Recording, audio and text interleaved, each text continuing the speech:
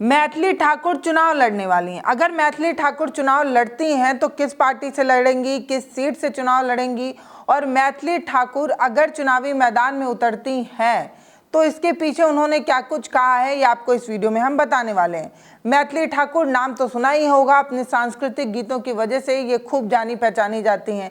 सिर्फ बिहार में ही नहीं, सिर्फ भारत में ही नहीं, विदेश तक में इनकी पहचान है। इनका यूट्यूब चैनल जिस पर ये सांस्कृतिक गीतों को गाती हैं, इनके गाने के तरीके, इनकी आवाज़ और जिस तरीके से गाने की ये प्रस्तुति करती हैं, ये लोगों के दिल में खूब अच्छी जगह बनाती हैं।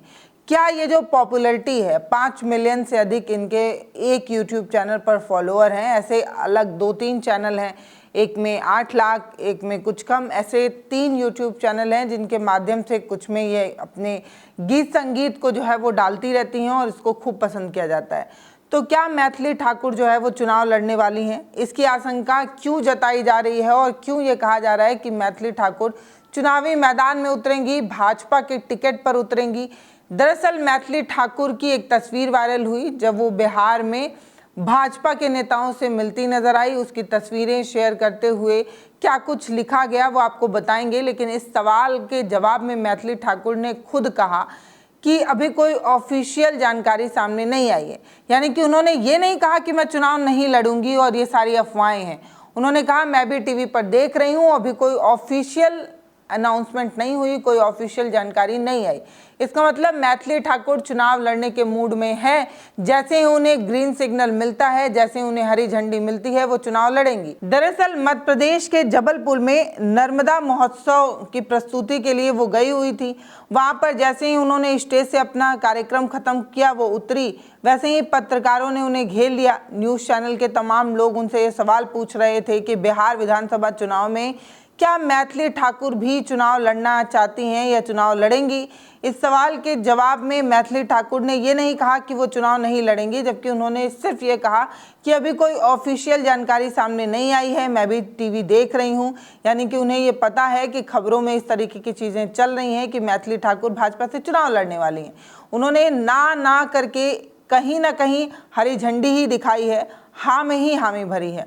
उनसे ये पूछा गया कि अगर आप चुनाव लड़ेंगी तो आप किस क्षेत्र से चुनाव लड़ना चाहती हैं, तो उन्होंने ये साफ कहा कि वो अपने गांव से चुनाव लड़ना चाहती हैं, वो बेनीपट्टी से चुनाव लड़ना चाहती हैं। लेकिन जो खबरों में चल रहा है वो ये चल रहा है कि भाजपा उन्हें दरभंगा के अलीनगर सीट से जो है वो लड़ा सकती है। दरअसल बेनीपट्टी और अलीनगर दोनों आसपास की ही जो है वो सीट है, दोनों मिथिलांचल की ही सीट है। और ये कहा जा रहा है कि जिस तरीके से वो मैथिली बोलती हैं, उनका नाम भी जो है वो मैथिली ही है, तो इसलिए अगर भाजपा उन्हें मौका देती है तो शायद उनके सॉफ्ट हिंदुत्व वाले छवि को लोग खूब पसंद करेंगे। जिस तरीके से वो सांस्कृतिक गाने गाती हैं, जिस तरीके से वो भारतीय परिधान में नज़र आती हैं, जिस तरीके से उनकी फ़ैन फॉलोइंग है, ये भाजपा को प्रॉफिट तो पहुंचा सकती है। अब यही देखना होगा कि अगर उन्हें टिकट भाजपा देती है तो कहां से देगी, बेनीपट्टी से देगी या अलीनगर सीट से देगी। पत्रकारों से ही बात करते हुए मैथिली ने खुद बताया कि उनकी मुलाकात जो है वो नित्यानंद जी से भी हुई और तावड़े जी से हुई, और इस बातचीत में उन्होंने बिहार के विकास से जुड़ी बातचीत की, बिहार किस तरफ जा रहा है इस पर चर्चा हुई। यानी कि ले देकर पॉलिटिकल ही चर्चा हुई, क्योंकि बिहार में विधानसभा चुनाव हैं और चुनाव की घड़ी में अगर कोई किसी से मिलता है, किसी की तस्वीरें शेयर होती हैं या इस तरीके की तस्वीरें शेयर होती हैं, तो ये बात तो साफ है कि चुनाव को लेकर ही जो है वो चर्चा हो रही है। अब दरअसल मुलाकात की तस्वीरें जो हैं वो मैथिली ठाकुर ने खुद शेयर की और उन्होंने बताया कि कैसे नित्यानंद और तावड़े जी से इनकी मुलाकात हुई, जो बिहार के भविष्य के बारे में सोचते हैं। क्या उन्होंने लिखा वो स्क्रीन पर आप देखिए। मैथिली ठाकुर लिखती हैं कि जो लोग बिहार के लिए बड़े सपने देखते हैं, उनके साथ हर बातचीत मुझे दूरदृष्टि और सेवा की शक्ति की याद दिलाती है। हृदय से सम्मानित और आभारी हूँ। श्री नित्यानंद राय जी और श्री विनोद श्रीधर तावड़े जी से मुलाकात हुई, ये वाली तस्वीर उन्होंने शेयर की। और दरअसल विनोद तावड़े जो हैं उन्होंने भी मैथिली ठाकुर से बातचीत की तस्वीरें शेयर की थी, और ये तस्वीरें शेयर करते हुए मैथिली ठाकुर को लेकर विनोद तावड़े क्या कह रहे हैं ये आपको बताती हूँ। लेकिन उससे पहले आपको ये जानना ज़रूरी होगा कि विनोद तावड़े कौन है। तो ये राष्ट्रीय महासचिव, भाजपा के राष्ट्रीय महासचिव हैं। इसके अलावा बिहार विधानसभा में बीजेपी के प्रभारी भी हैं विनोद तावड़े, इन्हीं से मुलाकात हुई और कहा जा रहा है कि जब बिहार में भाजपा के प्रभारी जो हैं उनसे मुलाकात हुई है तो एक तरफ से ये हरी झंडी के रूप में है और जिस तरीके से उन्होंने इस मुलाकात की तस्वीरें शेयर की हैं वो आपको देखना होगा, ये बेहद दिलचस्प है। उन्होंने ये तस्वीरें शेयर करते हुए लिखा कि वर्ष 1995 में 1995 में बिहार में लालू आने के बाद जो परिवार बिहार छोड़कर चला गया था उस परिवार की बिटिया सुप्रसिद्ध गायिका मैथिली ठाकुर जी बदलते बिहार की रफ्तार को देखकर फिर से बिहार आना चाहते हैं। आगे लिखा हुआ है कि आज गृह राज्य मंत्री, फिर नित्यानंद को टैग करते हुए लिखा हुआ है कि नित्यानंद जी ने और मैंने उनसे आग्रह किया कि बिहार की जनता के लिए और बिहार के विकास के लिए उनका योगदान बिहार का सामान्य आदमी अपेक्षित करता है और उनकी अपेक्षाओं को पूरा करें, इस तरीके की बात उन्होंने कही। यानी कि मैथिली से ये कहा कि बिहार की जनता आपसे बहुत उम्मीद लगाए बैठी है और आपको सारी उम्मीदों को पूरा करना होगा। अब आप समझ रहे हैं कि चुनाव के समय में किसी से ये कहा जाए कि बिहार की जनता आपकी राह देख रही है, आपका इंतज़ार कर रही है और आपको उनके लिए मदद करनी होगी, ये किस तरफ इशारा करता है। बिहार की बिटिया मैथिली ठाकुर जी को अनंत शुभकामनाएं और उसके बाद वो तस्वीरें शेयर की हैं। अब इसमें थोड़ा पॉलिटिकल एंगल भी है। जिस तरीके से उन्होंने बताया कि लालू लाज में एक परिवार चला गया था और वो परिवार जब वहाँ चला गया रोजगार की तलाश में बिहार छोड़कर चला गया, अब बिहार के विकास को देखकर वो बिहार वापस आना चाहती हैं और वो जनता की सेवा करना चाहती हैं क्योंकि जनता उन्हें बुला रही है। जैसे इस तरीके की चीज़ें चुनाव के समय जब लिखी जाती हैं तो इसका कोई मतलब होता है और ये मतलब किस तरफ इशारा कर रहा है। जैसे खबरों के बाजार में ये कहा जा रहा है कि मैथिली ठाकुर चुनाव लड़ सकती हैं। अब सोचने की बात ये होगी कि अगर मैथिली चुनाव के मैदान में उतरती हैं तो लोग उन्हें कितना पसंद करते हैं, क्या उन्हें सांसद के रूप में लोग स्वीकार करेंगे या नहीं, संसद पहुंचाएंगे या नहीं। लेकिन जब यही सवाल मैथिली ठाकुर से पूछा गया तो उन्होंने कहा सब भगवान भरोसे है, देखना होगा कि आगे क्या होता है। फिलहाल आप हमें कमेंट सेक्शन में ज़रूर बताइएगा कि अगर मैथिली चुनाव लड़ती हैं तो जीतने की संभावना कितनी है। मैथिली बिहार की मशहूर सिंगर हैं मैथिली ठाकुर।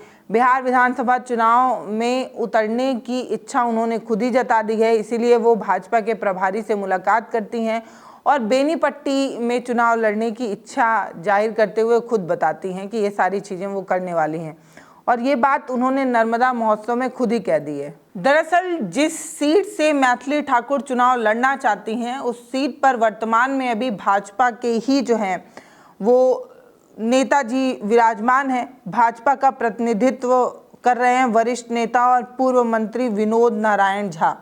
ये पुराने नेता हैं और मंत्री तक रह चुके हैं। अब इन्हें हटाकर मैथिली ठाकुर को क्या चुनाव लड़ने का मौका मिलेगा, ये देखना दिलचस्प होगा। हालांकि बेनीपट्टी नहीं तो एक अलग नाम अलीनगर की सीट का भी जो है वो सामने आ रहा है।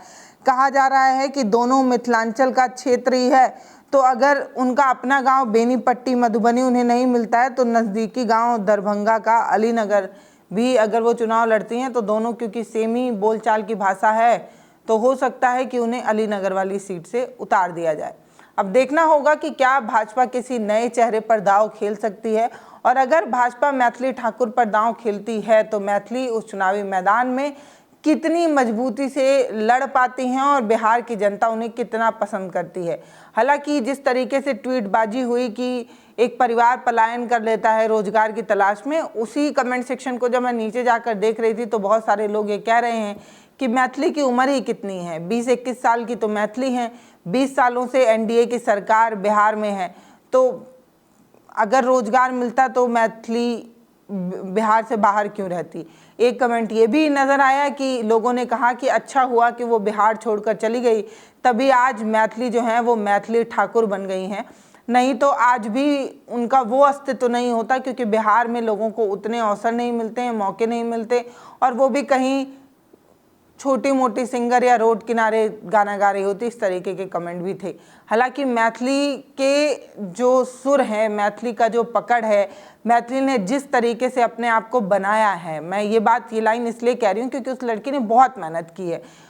एक छोटी सी उम्र से ही वो संगीत को सीख रही हैं, शास्त्रीय कलाओं में निपुण हो रही हैं और कहा जाता है कि जो अपने आप को रगड़ता है, जो अपने आप को निखारता है, जो दिन रात मेहनत करता है, एक दिन उसका दिन ज़रूर आता है। तो मैथिली ठाकुर अगर आज चमक रही हैं तो इसके पीछे की उनकी बहुत कड़ी मेहनत है, इसके पीछे की उनकी तपस्या है, इसके पीछे का उनका एक टाइम है जो उन्होंने अपने आप को दिया है। मैथिली की तरह हर शख्स जो है वो सक्सेस पा सकता है, सफल हो सकता है। उसके लिए बहुत ज़रूरी है कि अपने आप पर काम किया जाए।